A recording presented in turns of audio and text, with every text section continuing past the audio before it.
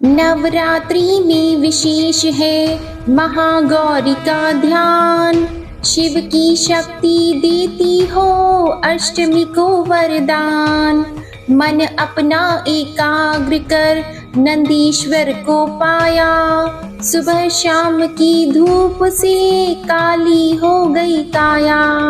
सर्व कला संपूर्ण माँ साधना करो सफल। भूलो कभी न आपको याद रखो पल पल। सर्व मंगल मांगल्ये शिवे सर्वार्थ साधिके। शरण्ये त्र्यंबके गौरी नारायणी नमोस्तुते। जय माता दी।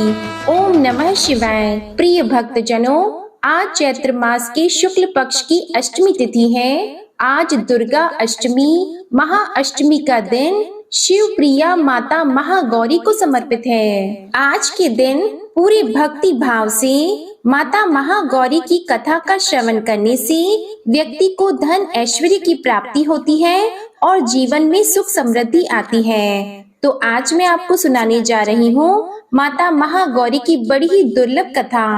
तो आप सभी भक्तजन इन कथाओं को बड़ी ही श्रद्धा तथा प्रसन्न चित्त मन से सुनिएगा। एक बार नारद जी के उकसाने पर सती भगवान शिव से जिद करने लगी कि उनके गले में जो मुंड की माला है उनका रहस्य क्या है। जब काफी समझाने पर भी वे नहीं मानी तो भगवान शिव ने राज खोल दिया। शिव जी ने पार्वती जी से कहा कि इस मुंड की माला में जितने भी मुंड यानी सिर हैं वे सभी आपके हैं। माता सती इस बात को सुनकर हैरान रह गई। माता सती ने भगवान शिव से पूछा, प्रभु भला ये कैसे संभव है कि सभी मुंड मेरे ही हैं। इस पर शिव जी बोले, यह आपका 108वां अवतार है। इससे पहले आप 107 बार जन्म लेकर शरीर को त्याग चुकी हैं और यह सभी मुंड पूर्व जन्मों की निशानी है। इस माला में अभी एक मुंड की कमी है, इसके बाद यह माला पूर्ण हो जाएगी। शिव जी की बात को सुनकर माता सती ने शिव से कहा, प्रभु मैं बार बार जन्म लेकर शरीर त्याग करती हूँ लेकिन आप शरीर त्याग नहीं करते, ऐसा क्यों? तब शिव जी हंसते हुए बोले, मैं अमर कथा कहता हूँ इसलिए मुझे शरीर का त्याग नहीं करना पड़ता। इस पर माता सती ने अमर कथा सुनने की इच्छा प्रकट की। प्रिय भक्तजनों, शिव जी जब माता सती को कथा सुनाने लगे तो उन्हें नींद आ गई और वह कथा सुन नहीं पाई। इसलिए उन्हें दक्ष के यज्ञ कुंड में कूदकर अपने शरीर का त्याग करना पड़ा। शिव जी ने सती के मुंड को भी माला में गूंथ दिया। इस प्रकार 108 मुंड की माला तैयार हो गई। सती का जन्म पार्वती जी के रूप में हुआ। इस जन्म में माता पार्वती को अमृतत्व प्राप्त हुआ। उन्हें शरीर का त्याग नहीं करना पड़ा। पौराणिक कथा के अनुसार माता महागौरी का जन्म हिमालय राज के घर हुआ था। कहा जाता है भगवान शिव जी अपनी पहली पत्नी देवी सती की मृत्यु के कारण गहरी तपस्या में ध्यान में चले गए थे। भगवान शिव ने अपने ध्यान से बाहर आने से जब इनकार कर दिया तो कई वर्षों तक सभी सांसारिक मामलों से वे दूर रहे। इसी बीच तारकासुर नामक एक राक्षस देवताओं को परेशान कर रहा था। देवताओं के अनुरोध पर देवी सती ने हिमालय की पुत्री माता शैलपुत्री के रूप में जन्म लिया। उन्हें माता पार्वती भी कहा जाता था। माता पार्वती ने भगवान शिव को पाने के लिए कठोर तपस्या की। उन्होंने सभी सांसारिक सुखों को भी त्याग दिया। चूंकि वह राजकुमारी थी, लेकिन उन्होंने राजकुमारी की तरह रहना स्वीकार नहीं किया और बिना अन्न जल ग्रहण किए उन्होंने शिव जी की घोर तपस्या की। कहा जाता है कि माता पार्वती की घोर तपस्या के कारण ही उन्हें माता ब्रह्मचारिणी के नाम से जाना जाने लगा। हजारों वर्ष बीत गए लेकिन माँ पार्वती ने हार नहीं मानी। ठंड, बारिश और तूफान से लड़ते हुए उन्होंने कुछ भी खाने या पीने से इनकार कर दिया। इससे उनकी त्वचा काली पड़ गई और उनका शरीर भी धूल, मिट्टी, पत्ते आदि से ढक गया। इस गंभीर तपस्या के कारण माँ पार्वती ने अपनी सारी चमक खो दी और बेहद कमजोर हो गईं।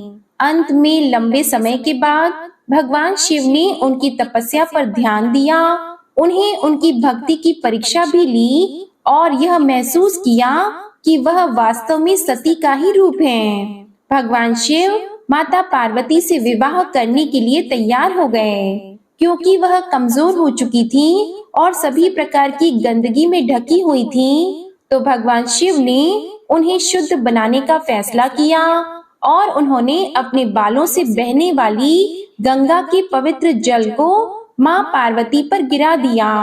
इस पवित्र जल ने माता पार्वती के शरीर की सारी गंदगी धो डाली और उनकी खोई हुई चमक उन्हें वापस प्राप्त हुई। जैसे ही शुद्ध और पवित्र जल उन पर गिरा, उनकी त्वचा ने अपनी प्राचीन चमक वापस पा लिया और वे उत्कृष्ट चमकदार आभा में बदल गईं। उनका रंग चंद्रमा की चमक के समान उज्जवल हो गया, जिससे महादेव जी ने उनका नाम महागौरी रखा। तभी से उनका नाम महागौरी पड़ गया, जो दुधिया सफेद रंग और वर्ण वाली थी। शंख, चंद्रमा और कुंद फूल की सफेदी उनके सुंदर उत्तम सौंदर्य का मुकाबला नहीं कर सकती थी। शुद्ध सफेद साड़ी में लिपटी हुई, हीरे जड़ित आभूषण से सुसज्जित एक सफेद बैल पर भव्य रूप में बैठी हुई वे हजारों सूर्य की चमक से चमचमा रही हैं। चतुर्भुजी 4 भुजाओं वाली होने के कारण वे 2 हाथ में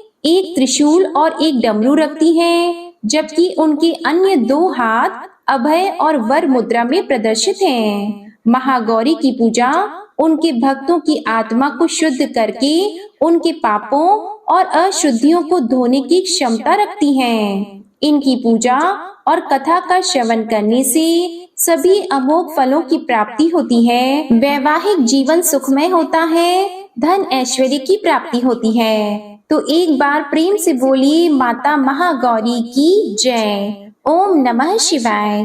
प्रिय भक्तजनों, आइए अब सुनते हैं माँ तारा रानी की कथा। एक समय की बात है, माँ भगवती को मानने वालों में से एक राजा स्पर्श भी थे। वो दिन रात उनकी पूजा अर्चना में लीन रहते थे। राजा को किसी चीज की कोई कमी नहीं थी, बस उन्हें बच्चे की ख्वाहिश थी। सालों से बच्चा नहीं होने के कारण राजा कुछ निराश रहा करते थे। एक दिन राजा की भक्ति से खुश होकर माँ भगवती ने सपने में आकर उसे 2 बेटी होने का वरदान दिया।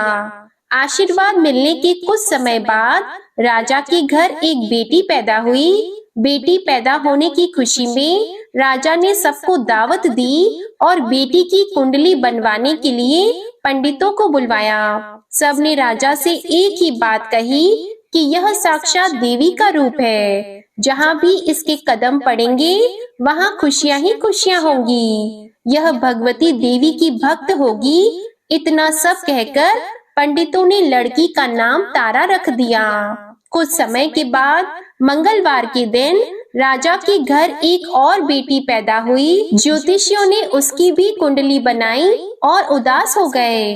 राजा ने जब उनकी उदासी का कारण पूछा तो ज्योतिषियों ने बताया कि ये लड़की आपके जीवन में खूब सारा दुख लेकर आएगी। राजा ने ज्योतिषों से पूछा कि आखिर मैंने ऐसे कौन से खराब कर्म किए थे कि इसने मेरे घर जन्म लिया है। ज्योतिषियों ने बताया कि आपकी दोनों बेटियां राजा इंद्र की अप्सराएं हुआ करती थी। इनमें से बड़ी बहन का नाम तारा और छोटी का नाम रुकमन था। एक दिन ये दोनों मिलकर धरती की सैर करने के लिए गईं।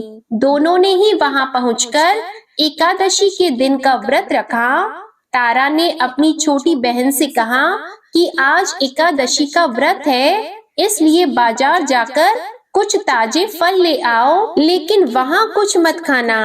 रुकमन बाजार फल लेने के लिए चली गई। वहाँ उसे मछली के पकौड़े दिखे। उसने झट से उन्हें खा लिया और अपनी दीदी के लिए कुछ फल ले लिए। रुकमन से तारा ने पूछा कि तुम अपने लिए फल क्यों नहीं लाई? तो उसने जवाब दिया कि वो मछली के पकौड़े खाकर आई है। तारा ने गुस्से में कहा कि तुम पापिन हो, एकादशी के दिन तुमने मछली खा ली। ऐसे खराब कर्म के लिए मैं तुम्हें छिपकली बनने का श्राप देती हूँ। अब उसी जंगल में तारा की बहन छिपकली बनकर रहने लगी। वहाँ एक जाने माने ऋषि गुरु गोरख भी अपने कुछ शिष्यों के साथ रहते थे। उनके शिष्यों में से एक बहुत ही घमंडी था। अपने घमंड के चलते वो शिष्य कमंडलू में पानी भरकर एकांत में बैठकर तपस्या करने लगा। तभी एक प्यासी गाय वहां आ गई। उसने सीधे अपना मुंह उस कमंडलू में डाला और पानी पी लिया। पानी पीने के बाद जैसे ही गाय अपना मुंह बाहर को निकालने लगी तो कमंडल नीचे गिर गया और ऋषि का ध्यान भंग हो गया। ऋषि ने देखा कि गाय पानी पी गई है। अब गुस्से में ऋषि ने गाय को एक चिमटे से बुरी तरह घायल कर दिया। इस बात की जानकारी जब गुरु गोरख को पड़ी तो वे तुरंत गाय को देखने के लिए गए। जैसे ही उन्होंने गाय की हालत देखी वैसे ही अपने उस घमंडी शिष्य को आश्रम से बाहर निकाल दिया। कुछ दिनों के बाद गौ माता पर किए गए उस अत्याचार से होने वाले पाप को कम करने के लिए उन्होंने एक यज्ञ करवाया। इस यज्ञ के बारे में गाय को चिमटे से मारने वाले घमंडी शिष्य को भी पता चला। वो सीधे पक्षी का रूप धारण करके यज्ञ स्थल पर गया और भोजन में अपनी चोंच से मरा हुआ सांप डाल दिया। किसी को इस बात की खबर नहीं हुई। यह सब होते हुए तारा से श्राप मिलने वाली छिपकली रुकमन देख रही थी। उसके मन में हुआ कि इसे खाकर सारे लोग मर जाएंगे। सबकी जान बचाने के लिए छिपकली बनी रुकमन सभी लोगों के सामने भोजन पर गिर गई। लोगों ने छिपकली को खूब कोसा और बर्तन को खाली करने लगे। उसी वक्त भंडारा करने वालों को खाने में मरा हुआ सांप भी दिखा। तब कहीं जाकर सबको समझ आया कि छिपकली सबकी जान बचाने के लिए जानबूझकर भोजन में गिरी थी। एक छिपकली होने के बावजूद भी इतने अच्छे विचार होने की वजह से यज्ञ में मौजूद सारे महत्वपूर्ण लोगों ने कहा कि हमें इस छिपकली की मुक्ति के लिए प्रार्थना करनी चाहिए। पंडित ने आगे बताया कि सबकी प्रार्थना से ही वो छिपकली तीसरे जन्म में आप जैसे प्रतापी राजा के घर बेटी के रूप में पैदा हुई है। वहीं तारा ने दूसरा जन्म तारामती के रूप में लिया और अयोध्या के राजा हरिश्चंद्र से शादी की। इतनी सब बातें कहने के बाद पंडितों ने राजा स्पर्श को रुकमन को मारने की सलाह दी। इस बात पर राजा बोले, मैं किसी बेटी को कैसे मार सकता हूँ? ऐसा करना पाप होगा। फिर ज्योतिषियों ने कहा कि एक संदूक में सोना चांदी लगवाकर उसके अंदर लड़की को रख देना और संदूक को पानी में बहा देना। उसमें लगा हुआ सोना चांदी देखकर लोग नदी से संदूक जरूर निकालेंगे और लड़की की जान बच जाएगी। राजा ने ज्योतिषों के बताए अनुसार वैसा ही किया। नदी में सोना चांदी जड़ा हुआ संदूक देखकर काशी के पास ही एक भील ने उसे बाहर निकाल लिया। उसके कोई बच्चे नहीं थे, इसलिए उसने संदूक के अंदर की लड़की को पालने का फैसला लिया। उस भील और उसकी पत्नी ने खूब प्यार से उसे पाला और रुक्को उसका नाम रख दिया। बड़ी होते ही दोनों ने रुक्को की शादी करवा दी। रुक्को की सासू माँ तारामती और राजा हरिश्चंद्र के महल में साफ सफाई करने का काम किया करती थी। कुछ दिनों के बाद रुक्को की सासू माँ बीमार हो गई। उनकी जगह रुक्को वहाँ काम करने लगी। तारामती ने उसे देखा और पुराने जन्म के पुण्य के कारण पहचान लिया और उसे कहा कि तुम मेरे साथ बैठ जाओ। तो रुक्को ने कहा कि मैं तो भील हूँ, इसलिए आपके पास नहीं बैठ सकती। तब तारामती ने उसे बताया कि तुम पूर्व जन्म में मेरी ही बहन थी। तुमने एकादशी के व्रत के दिन मछली खा ली थी और मैंने तुम्हें दंड देते हुए छिपकली बना दिया।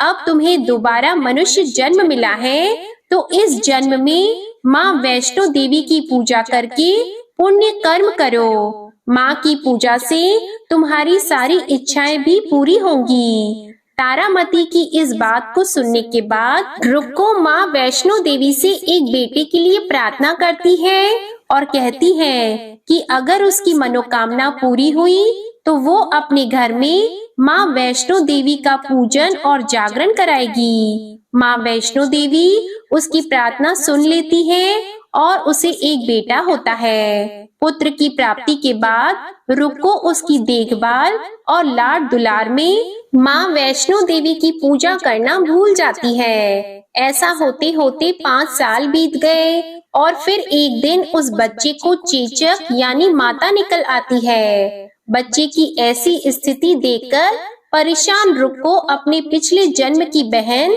तारामती के घर जाकर उन्हें इस समस्या के बारे में बताती है। तब तारामती ने पूछा कि तुमने माँ वैष्णो देवी की पूजा अर्चना में कोई गलती तो नहीं की। फिर रुक्को को याद आता है कि उसने माँ वैष्णो देवी का जागरण कराने का प्रण लिया था। ये बात याद आते ही रुक्को को काफी पछतावा हुआ और मन में उसने माँ से कहा कि बच्चे के ठीक होते ही वो अपने घर में जागरण कराएगी। अगले ही दिन उसका बेटा पूरी तरह स्वस्थ हो जाता है। तभी रुक्को ने माता रानी के मंदिर जाकर पुजारियों को कहा कि मंगलवार के दिन घर में जागरण करवा दीजिए। तब रुक्को की बात सुनकर पंडित कहते हैं कि तुम यही 5 रुपए दे दो, तुम्हारे लिए हम मंदिर में ही जागरण करा देते हैं। तब रुक्को कहती है, मुझे पता है कि मैं चमारिन हूँ, लेकिन आप मेरे घर आकर ही जागरण करवा दीजिए। माँ किसी तरह का भेदभाव नहीं करती, तो आपको भी नहीं करना चाहिए। इस पर पंडितों ने विचार विमर्श करके कहा कि अगर रानी आपके जागरण में आती है तो हम तुम्हारे घर आकर जागरण करने के लिए तैयार हैं। पंडितों की बात सुनकर रुक्को अपनी बहन रानी तारामती के पास जाती है और तारामती को सारी बात बताती है। रुक्को की बातें सुनकर तारामती जागरण में जाने के लिए तैयार हो जाती है। इस बात को बताने के लिए रुक्को जब पंडित जी के पास जाती है तब उनके बीच की बातों को सेन नामक नाई सुन लेता है। फिर वह राजा हरिश्चंद्र को जाकर सारी बातें बता देता है। राजा के मन में हुआ कि रानी को नीची जाति वालों के घर जागरण में नहीं जाना चाहिए। इसी वजह से वो अपनी उंगली काट लेते हैं जिससे उन्हें नींद न आए और रानी जागरण में न जा सके। जब जागरण का समय होता है तब भी राजा को जागते हुए देखकर रानी मन ही मन माँ वैष्णो देवी से प्रार्थना करती है कि महाराज को नींद आ जाए ताकि मैं जागरण में जा सकूं। रानी की प्रार्थना के कुछ ही देर बाद राजा को नींद आ जाती है। फिर रानी तारामती रोशनदान में रस्सी बांधकर महल से नीचे आकर रुक्को के घर चली जाती है। इसी जल्दबाजी में रास्ते में ही रानी का रेशमी रुमाल और एक पांव का कंगन गिर जाता है। इधर कुछ वक्त बाद राजा हरिश्चंद्र की नींद टूट जाती है।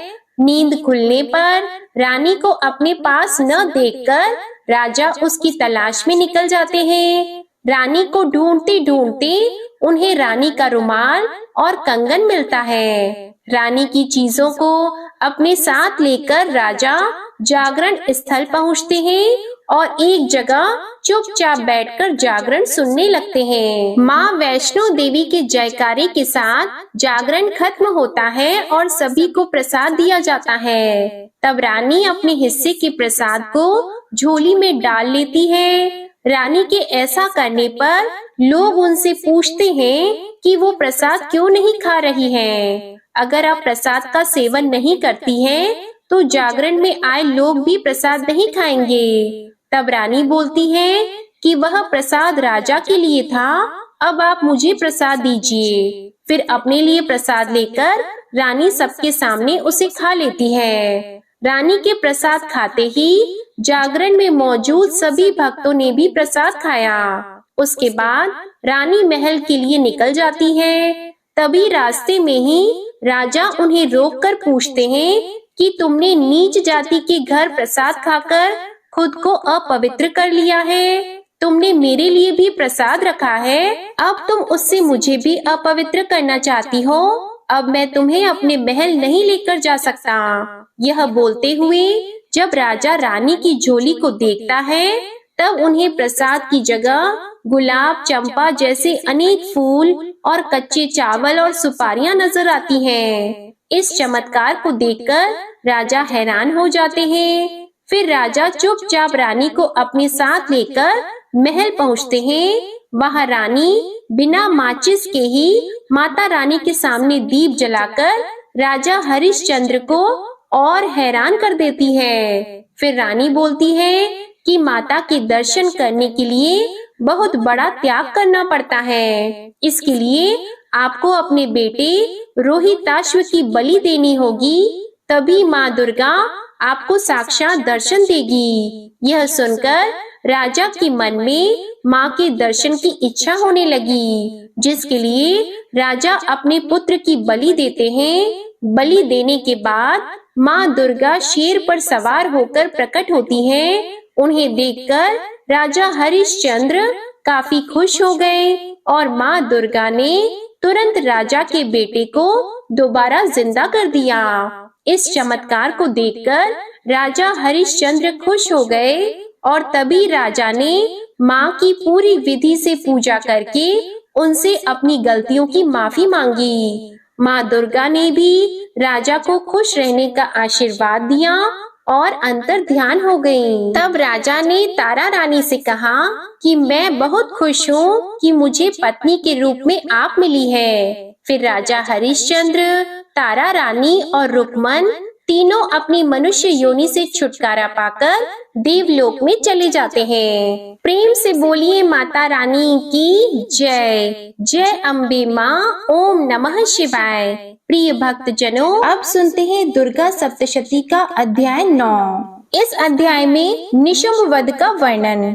राजा ने कहा, हे ऋषिराज, आपने रक्त बीज के वध से संबंध रखने वाला वृतांत मुझे सुनाया।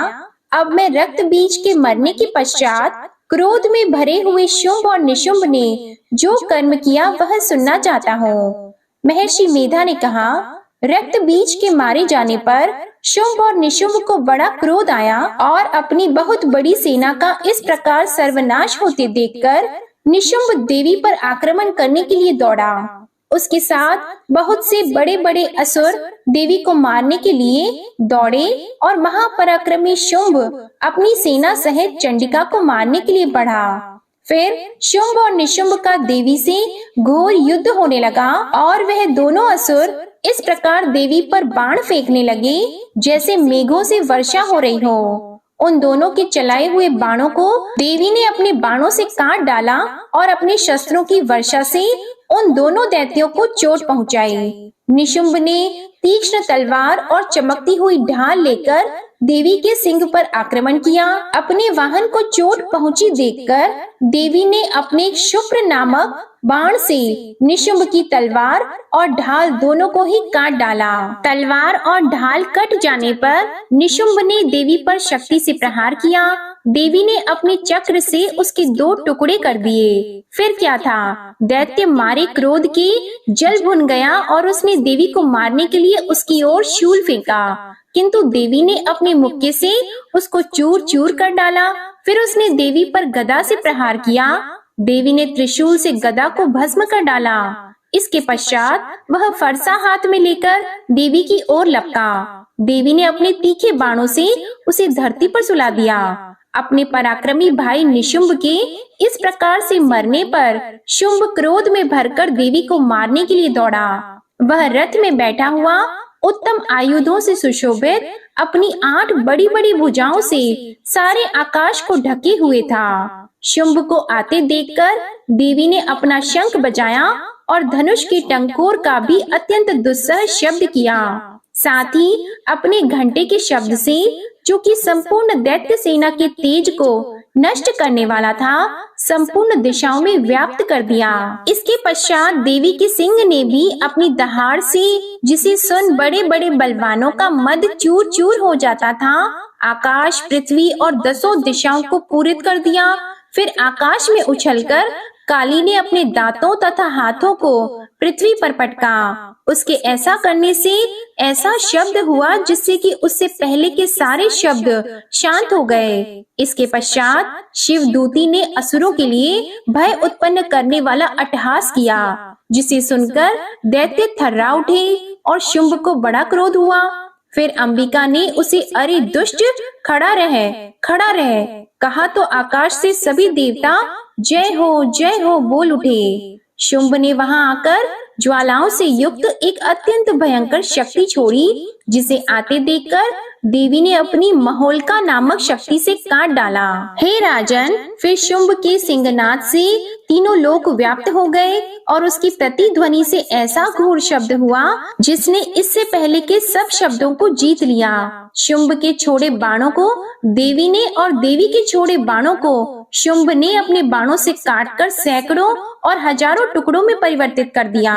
इसके पश्चात जब चंडिका ने क्रोध में भरकर शुंभ को त्रिशूल से मारा तो वह मूर्छित होकर पृथ्वी पर गिर पड़ा। जब उसकी मूर्छा दूर हुई तो वह धनुष लेकर आया और अपने बाणों से उसने देवी काली तथा सिंह को घायल कर दिया। फिर उस राक्षस ने 10,000 भुजाएं धारण करके चक्र आदि आयुधों से देवी को आच्छादित कर दिया। तब भगवती दुर्गा ने कुपित होकर अपने बाणों से उन चक्रों तथा बाणों को काट डाला। यह देखकर निशुंभ हाथ में गदा लेकर चंडिका को मारने के लिए दौड़ा। उसके आते ही देवी ने तीक्ष्ण धार वाले खड्ग से उसकी गदा को काट डाला। उसने फिर त्रिशूल हाथ में ले लिया। देवताओं को दुखी करने वाले निशुंभ त्रिशूल हाथ में लिए हुए आता देखकर चंडिका ने अपने शूल से उसकी छाती पर प्रहार किया और उसकी छाती को चीर डाला। शूल विदीर्ण हो जाने पर उसकी छाती में से एक उसके जैसा ही महापराक्रमी दैत्य ठहर जा कहता हुआ निकला। उसको देखकर देवी ने बड़े जोर से ठहाका लगाया। अभी वह निकलने भी न पाया था कि उसका सिर अपनी तलवार से काट डाला। सिर के कटने के साथ ही वह पृथ्वी पर गिर पड़ा।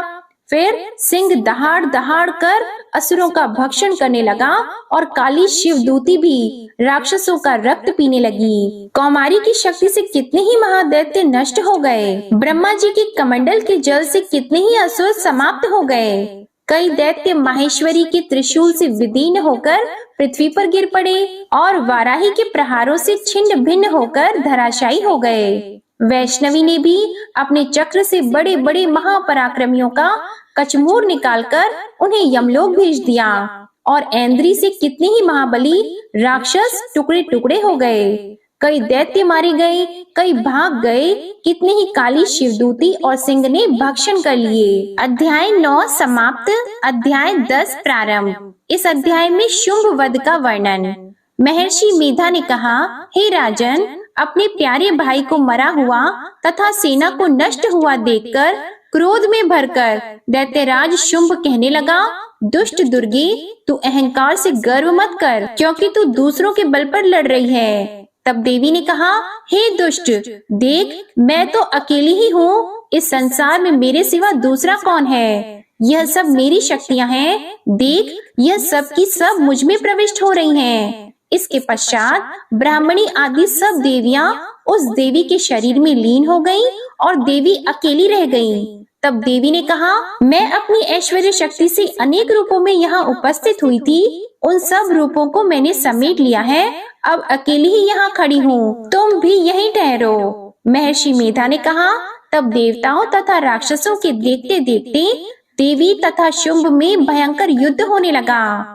अंबिका देवी ने सैकड़ों अस्त्र शस्त्र छोड़े। उधर दैत्यराज ने भी भयंकर अस्त्रों का प्रहार आरंभ कर दिया। देवी के छोड़े हुए सैकड़ों अस्त्रों को दैत्य ने अपने अस्त्रों के द्वारा काट डाला। इसी प्रकार शुंभ ने जो अस्त्र छोड़े उनको देवी ने अपनी भयंकर हुंकार के द्वारा ही काट डाला। दैत्य ने जब सैकड़ों बाण छोड़कर देवी को ढक दिया तो क्रोध में भरकर देवी ने अपने बाणों से उसका धनुष नष्ट कर डाला।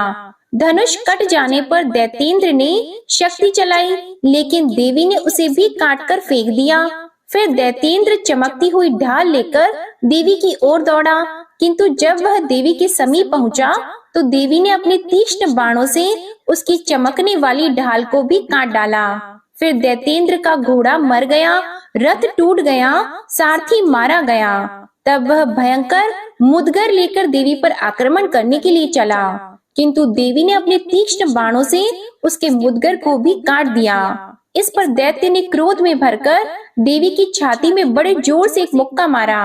दैत्य ने जब देवी को मुक्का मारा तो देवी ने भी उसकी छाती में जोर से एक थप्पड़ मारा। उस थप्पड़ को खाकर पहले तो दैत्य पृथ्वी पर गिर पड़ा, किंतु तुरंत ही वह उठ खड़ा हुआ। फिर वह देवी को पकड़कर आकाश की ओर उछला और वहां जाकर दोनों में युद्ध होने लगा। वह युद्ध ऋषियों और देवताओं को आश्चर्य में डालने वाला था। देवी आकाश में दैत्य के साथ बहुत देर तक युद्ध करती रही। फिर देवी ने उसे आकाश में घुमाकर पृथ्वी पर गिरा दिया। दुष्ट आत्मा दैत्य पुनः उठकर देवी को मारने के लिए दौड़ा। तब उसको अपनी ओर आता हुआ देखकर देवी ने उसकी छाती विदीर्ण करके उसको पृथ्वी पर पटक दिया। देवी के त्रिशूल से घायल होने पर उस दैत्य के प्राण पखेरु उड़ गए और उसके मरने पर समुद्र, द्वीप, पर्वत और पृथ्वी सब कांपने लग गए। तदंतर उस दुष्ट आत्मा के मरने से संपूर्ण जगत प्रसन्न और स्वस्थ हो गया तथा आकाश निर्मल हो गया। पहले जो उत्पात सूचक मेघ और उल्कापात होते थे वह सब शांत हो गए। उसके मारे जाने पर नदियां अपने ठीक मार्ग से बहने लगीं। संपूर्ण देवताओं का हृदय हर्ष से भर गया और गंधर्वियां सुंदर गान गाने लगी। गंधर्व बाजे बजाने लगे और अप्सराएं नाचने लगी। पवित्र वायु बहने लगी। सूर्य की कांति स्वच्छ हो गई। यज्ञशालाओं की बुझी हुई अग्नि अपने आप प्रज्वलित हो उठी और चारों दिशाओं में शांति फैल गई। अध्याय 10 समाप्त हुआ। तो आइए शुरू करते हैं श्री दुर्गा सप्तशती का अध्याय 11। इस अध्याय में देवताओं द्वारा देवी की स्तुति तथा देवी के द्वारा देवताओं को वरदान का वर्णन है। महर्षि मेधा कहते हैं, दैत्य के मारे जाने पर इंद्र आदि देवता अग्नि को आगे करके माँ कात्यायनी देवी की स्तुति करने लगे। उस समय अभीष्ट की प्राप्ति के कारण उनके मुख खिले हुए थे।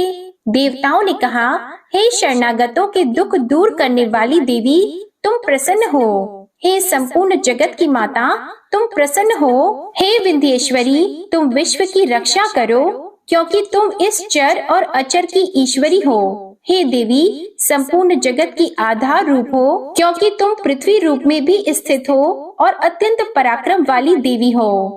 तुम विष्णु की शक्ति हो और विश्व की बीज परम माया हो, और तुमने ही इस संपूर्ण जगत को मोहित कर रखा है। तुम्हारे प्रसन्न होने पर ही यह पृथ्वी मोक्ष को प्राप्त होती है। हे देवी, संपूर्ण विद्याएं तुम्हारे ही भिन्न भिन्न स्वरूप हैं। इस जगत में जितनी स्त्रियां हैं वे सब तुम्हारी ही मूर्तियां हैं।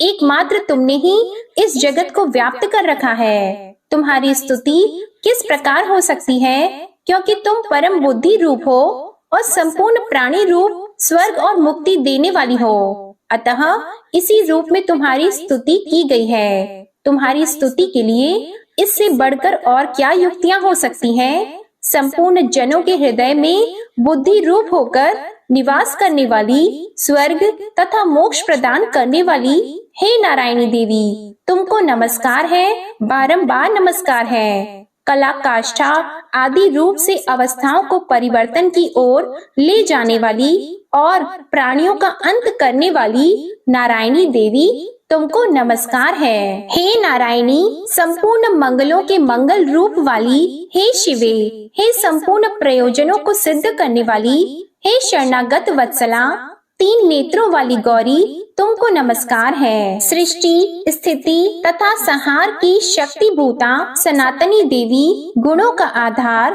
तथा सर्व सुखमयी नारायणी देवी, तुमको नमस्कार है। हे शरण में आए हुए शरणागतों की दीन दुखियों की रक्षा में तत्पर, संपूर्ण पीड़ाओं को हरने वाली हे नारायणी, तुमको नमस्कार है। हे नारायणी, तुम ब्रह्माणी का रूप धारण करके हंसों से जुते हुए विमान पर बैठती हो तथा कुश से अभिमंत्रित जल छिड़कती रहती हो, तुम्हें नमस्कार है। माहेश्वरी रूप से त्रिशूल, चंद्रमा और सर्पों को धारण करने वाली हे महावृषभ वाहन वाली नारायणी, तुम्हें नमस्कार है। दाढ़ों के कारण विकराल मुख वाली, मुंड माला से विभूषित मुंड मर्दिनी, चामुंडा रूपा नारायणी तुम्हें नमस्कार है। हे लक्ष्मी, लज्जा, महाविद्या, श्रद्धा, पुष्टि, स्वधा, ध्रुवा, महारात्रि तथा महाविद्या रूपा नारायणी तुम्हें नमस्कार है। हे मेधा, सरस्वती, सर्वोत्कृष्ट, ऐश्वर्य रूपिणी, पार्वती, महाकाली, नियंता तथा ईश रूपिणी नारायणी तुम्हें बारंबार नमस्कार है। हे सर्वस्वरूप, सर्वेश्वरी, सर्वशक्ति युक्त देवी, हमारे भय से रक्षा करो, तुम्हें नमस्कार है। हे कात्यायनी, 3 नेत्रों से भूषित यह तेरा सौम्य मुख सब तरह के डरों से हमारी रक्षा करे, तुम्हें नमस्कार है। हे भद्रकाली, ज्वालाओं के समान भयंकर, अति उग्र एवं संपूर्ण असुरों को नष्ट करने वाला तुम्हारा त्रिशूल हमें भय से बचाए, तुम्हें नमस्कार है। हे देवी, जो अपने शब्द से इस जगत को पूरित करके दैत्यों के तेज को नष्ट करता है, वह आपका घंटा इस प्रकार हमारी रक्षा करे जैसे कि माता अपने पुत्रों की रक्षा करती है। हे चंडिके, असुरों के रक्त और चर्बी से चर्चित जो आपकी तलवार है वह हमारा मंगल करे, हम तुमको नमस्कार करते हैं। हे देवी, तुम जब प्रसन्न होती हो तो संपूर्ण रोगों को नष्ट कर देती हो और जब रुष्ट हो जाती हो तो संपूर्ण वांछित कामनाओं को नष्ट कर देती हो, और जो मनुष्य तुम्हारी शरण में जाते हैं उन पर कभी विपत्ति नहीं आती, बल्कि तुम्हारी शरण में गए हुए मनुष्य दूसरों को आश्रय देने योग्य हो जाते हैं। अनेक रूपों से बहुत प्रकार की मूर्तियों को धारण करके इन धर्मद्रोही असुरों का तुमने संहार किया है, वह तुम्हारे सिवा कौन कर सकता था। 14 विद्याएं, 6 शास्त्र और 4 वेद तुम्हारे ही प्रकाश से प्रकाशित हैं, उनमें तुम्हारा ही वर्णन है। और जहाँ राक्षस, विषैले सर्प, शत्रुगण है, वहाँ और समुद्र के बीच में भी तुम साथ रहकर इस विश्व की रक्षा करती हो, तुम्हें नमस्कार है। हे विश्वेश्वरी, तुम विश्व का पालन करने वाली विश्व रूपा हो, इसलिए संपूर्ण जगत को धारण करती हो, इसलिए ब्रह्मा, विष्णु, महेश की भी वंदनीय हो।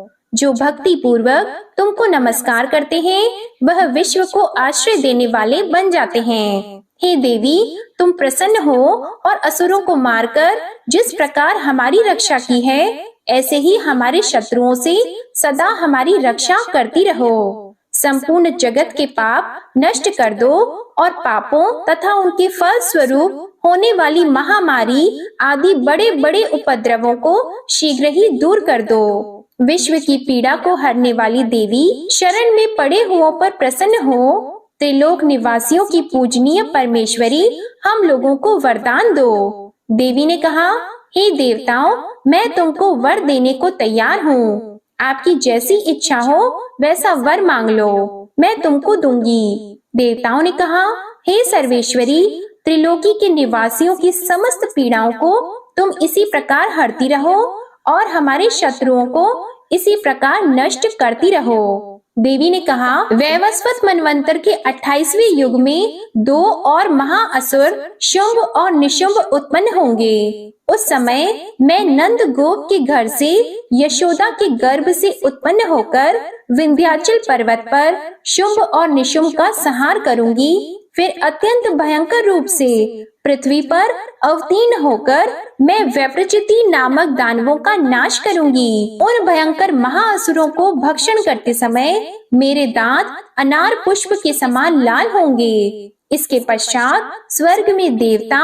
और पृथ्वी पर मनुष्य मेरी स्तुति करते हुए मुझे रक्त दंतिका कहेंगे। फिर जब 100 वर्षों तक वर्षा नहीं होगी तो मैं ऋषियों की स्तुति करने पर आयोनिज नाम से प्रकट होंगी और अपने 100 नेत्रों से ऋषियों की ओर देखूंगी। अतः मनुष्य शताक्षी नाम से मेरा कीर्तन करेंगे। उसी समय मैं अपने शरीर से उत्पन्न हुए प्राणों की रक्षा करने वाले शाकों के द्वारा सब प्राणियों का पालन करूंगी और तब इस पृथ्वी पर शाकंभरी के नाम से विख्यात होंगी। और इसी अवतार में मैं दुर्ग नामक महाअसुर का वध करूंगी और इससे मैं दुर्गा देवी के नाम से प्रसिद्ध होंगी। इसके पश्चात जब मैं भयानक रूप धारण करके हिमालय निवासी ऋषियों महर्षियों की रक्षा करूंगी, तब भीमा देवी के नाम से मेरी ख्याति होगी। और फिर अरुण नामक असुर तीनों लोगों को पीड़ित करेगा।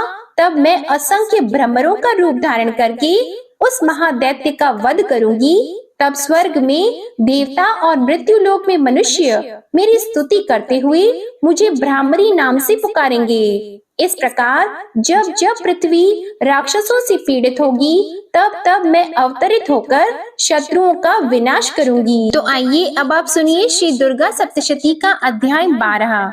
इस अध्याय में देवी चरित्रों के पाठ के महात्म्य का वर्णन है। देवी बोली, हे देवताओं, जो पुरुष इन स्तोत्रों द्वारा एकाग्रचित्त होकर मेरी स्तुति करेगा, उसके संपूर्ण कष्टों को निसंदेह मैं हर लूंगी। मधु कैटभ के नाश, महिषासुर के वध और शुंभ तथा निशुंभ के वध की जो मनुष्य कथा कहेंगे, मेरे महात्म्य को अष्टमी, चतुर्दशी और नवमी के दिन एकाग्र चित्त से भक्ति पूर्वक सुनेंगे, उनको कभी कोई पाप नहीं रहेगा। पाप से उत्पन्न हुई विपत्ति भी उनको नहीं सताएगी। उनके घर में दरिद्रता नहीं होगी और न उनको प्रियजनों का बिछोह होगा। उनको किसी प्रकार का भय नहीं होगा। इसलिए प्रत्येक मनुष्य को भक्ति पूर्वक मेरे इस कल्याण कारक महात्म्य को सदा पढ़ना और सुनना चाहिए। मेरा यह महात्म्य महामारी से उत्पन्न हुए संपूर्ण उपद्रवों को एवं 3 प्रकार के उत्पातों को शांत कर देता है। जिस घर व मंदिर में या जिस स्थान पर मेरा यह स्तोत्र विधि पूर्वक पढ़ा जाता है, उस स्थान का मैं कभी भी त्याग नहीं करती और वहाँ सदा ही मेरा निवास रहता है। बलिदान, पूजा, होम और महोत्सवों में मेरा यह चरित्र उच्चारण करना तथा सुनना चाहिए। ऐसा हवन या पूजन मनुष्य जानकर या बिना जाने करे, मैं उसे तुरंत ग्रहण कर लेती हूँ। और शरद काल में प्रत्येक वर्ष जो महापूजा की जाती है, उनमें मनुष्य भक्ति पूर्वक मेरा यह महात्म्य सुनकर सब विपत्तियों से छूट जाता है और धन, धान्य तथा पुत्र आदि से संपन्न हो जाता है। तथा मेरी इस महात्म्य व कथाओं इत्यादि को सुनकर मनुष्य निर्भय हो जाता है और महात्म्य के श्रवण करने वालों के शत्रु नष्ट हो जाते हैं तथा कल्याण की प्राप्ति होती है और उनका कुल आनंदित हो जाता है। सब कष्ट शांत हो जाते हैं तथा भयंकर स्वप्न दिखाई देना और घरेलू दुख इत्यादि सब मिट जाते हैं। बाल ग्रहों में ग्रसित बालकों के लिए यह मेरा महात्म्य परम शांति देने वाला है। मनुष्यों में फूट पड़ने पर यह भली भांति मित्रता कराने वाला है। मेरा यह महात्म्य मनुष्यों को मेरी जैसी सामर्थ्य की प्राप्ति करवाने वाला है। पुष्प, अर्घ, धूप, गंध, दीपक इत्यादि सामग्रियों द्वारा पूजन करने से, ब्राह्मण को भोजन करा के, हवन करके, प्रतिदिन अभिषेक करके, नाना प्रकार के भोगों को अर्पण करके और प्रत्येक वर्ष दान इत्यादि करके जो मेरी आराधना की जाती है और उससे मैं जैसी प्रसन्न हो जाती हूँ, वैसी प्रसन्न मैं इस चरित्र के सुनने से ही हो जाती हूँ। यह महात्म्य श्रवण करने पर पापों को हर लेता है तथा आरोग्य प्रदान करता है। मेरे प्रादुर्भाव का कीर्तन दुष्ट प्राणियों में रक्षा करने वाला है। युद्ध में दुष्ट दैत्यों का संहार करने वाला है। इसके सुनने से मनुष्य को शत्रुओं का भय नहीं रहता। हे देवताओं, तुमने जो मेरी स्तुति की है अथवा ब्रह्मा जी ने जो मेरी स्तुति की है, वह मनुष्यों को कल्याणमय बुद्धि प्रदान करने वाली है। वन में सूने मार्ग में अथवा दावानल से घिरे जाने पर, वन में चोरी से घिरा हुआ या शत्रुओं द्वारा पकड़ा हुआ, जंगल में सिंहों से, व्याघ्रों से या जंगली हाथियों द्वारा पीछा किया हुआ, राजा के क्रोधित हो जाने पर मारे जाने के भय से, समुद्र में नाव के डगमगाने पर, भयंकर युद्ध में फंसा होने पर, किसी भी प्रकार की पीड़ा से पीड़ित, घोर बाधाओं से दुखी हुआ मनुष्य मेरे इस चरित्र को स्मरण करने से संकट से मुक्त हो जाता है। मेरे प्रभाव से सिंह, चोर या शत्रु इत्यादि दूर भाग जाते हैं और पास नहीं आते। महर्षि ने कहा, प्रचंड पराक्रम वाली भगवती चंडिका यों कहने के पश्चात सब देवताओं के देखते ही देखते अंतर्ध्यान हो गयीं और संपूर्ण देवता अपने शत्रुओं के मारे जाने पर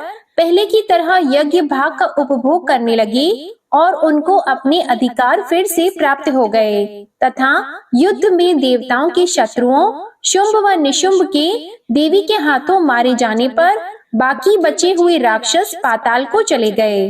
हे राजन, इस प्रकार भगवती अंबिका नित्य होती हुई भी बार बार प्रकट होकर इस जगत का पालन करती है, इसको मोहित करती हैं, जन्म देती हैं और प्रार्थना करने पर समृद्धि प्रदान करती हैं। हे राजन, भगवती ही महाप्रलय के समय महामारी का रूप धारण करती हैं और वही संपूर्ण ब्रह्मांड में व्याप्त है और वही भगवती समय समय पर महाकाली तथा महामारी का रूप बनाती है और स्वयं अजन्मा होती हुई भी सृष्टि के रूप में प्रकट होती है। वह सनातनी देवी प्राणियों का पालन करती है और वही मनुष्य के अभ्युदय के समय घर में लक्ष्मी का रूप बनाकर स्थित हो जाती है तथा अभाव के समय दरिद्रता बनकर विनाश का कारण बन जाती है। पुष्प, धूप और गंध आदि से पूजन करके उसकी स्तुति करने से वह धन एवं पुत्र देती है और धर्म में शुभ बुद्धि प्रदान करती है। अध्याय 12 समाप्त। अध्याय 13 प्रारंभ। इस अध्याय में राजा सुरथ और वैश्य को देवी के वरदान का वर्णन। महर्षि मेधा ने कहा, हे राजन, इस प्रकार देवी के उत्तम महात्म्य का वर्णन मैंने तुमको सुनाया। जगत को धारण करने वाली इस देवी का ऐसा ही प्रभाव है। वही देवी ज्ञान को देने वाली है और भगवान विष्णु की इस माया के प्रभाव से तुम और यह वैश्य तथा अन्य विवेकी जन मोहित होते हैं और भविष्य में मोहित होंगे। हे राजन, तुम इसी परमेश्वरी की शरण में जाओ। यही भगवती आराधना करने पर मनुष्य को भोग, स्वर्ग तथा मोक्ष प्रदान करती है। मार्कंडेय जी ने कहा, महर्षि मेधा की यह बात सुनकर राजा सुरथ ने उन उग्र व्रत वाले ऋषि को प्रणाम किया और राज्य के छिन जाने के कारण उसके मन में अत्यंत ग्लानि हुई और वह राजा तथा वैश्य तपस्या के लिए वन को चले गए और नदी के तट पर आसन लगाकर भगवती के दर्शनों के लिए तपस्या करने लगे। दोनों ने नदी के तट पर देवी की मूर्ति बनाई और पुष्प, धूप, दीप तथा हवन द्वारा उसका पूजन करने लगे। पहले उन्होंने आहार को कम कर दिया, फिर बिल्कुल निराहार रहकर भगवती में मन लगाकर एकाग्रता पूर्वक उसकी आराधना करने लगे। वह दोनों अपने शरीर के रक्त से देवी को बलि देते हुए 3 वर्ष तक लगातार भगवती की आराधना करते रहे। 3 वर्ष के पश्चात जगत का पालन करने वाली चंडिका ने उनको प्रत्यक्ष दर्शन देकर कहा। देवी बोली, हे राजन तथा आपके कुल को प्रसन्न करने वाले वैश्य, तुम जिस वर की इच्छा रखते हो वह मुझसे मांगो। वह वर मैं तुमको दूंगी क्योंकि मैं तुम पर अत्यंत प्रसन्न हूँ। मार्कंडेय जी कहते हैं, यह सुनकर राजा ने अगले जन्म में नष्ट न होने वाला अखंड राज्य और इस जन्म में बलपूर्वक अपने शत्रुओं को नष्ट करने के पश्चात अपना पुनः राज्य प्राप्त करने के लिए भगवती से वरदान मांगा। और वैश्य ने भी, जिसका चित्त संसार की ओर से विरक्त हो चुका था, भगवती से अपनी ममता तथा अहंकार रूप आसक्ति को नष्ट कर देने वाले ज्ञान को देने के लिए कहा। देवी ने कहा, हे राजन, तुम शीघ्र ही अपने शत्रुओं को मारकर पुनः अपना राज्य प्राप्त कर लोगे। तुम्हारा राज्य स्थिर रहने वाला होगा। फिर मृत्यु के पश्चात आप सूर्य देव के अंश से जन्म लेकर सार्वणिक मनु के नाम से इस पृथ्वी पर ख्याति को प्राप्त होंगे। हे वैश्य, कुल में श्रेष्ठ आपने जो मुझसे वर मांगा है वह मैं आपको देती हूँ। आपको मोक्ष को देने वाले ज्ञान की प्राप्ति होगी। मार्कंडेय जी कहते हैं, इस प्रकार उन दोनों को मनोवांछित वर प्रदान करके तथा उनसे अपनी स्तुति सुनकर भगवती देवी अंतर ध्यान हो गयीं और इस प्रकार क्षत्रियों में श्रेष्ठ वह राजा सुरथ भगवान सूर्य देव से जन्म लेकर इस पृथ्वी पर सावर्णिक मनु के नाम से विख्यात हुए। दुर्गा सप्तशती का अध्याय 13 समाप्त होता है। प्रेम से बोलिए दुर्गा माता की जय। जय माँ भगवती। ओम नमः शिवाय। आपको आज की कथा पसंद आई हो तो वीडियो को लाइक कीजिएगा, शेयर कीजिएगा, चैनल को सब्सक्राइब कीजिएगा और कमेंट में माँ दुर्गा की जय जरूर लिखिएगा। जय माता दी।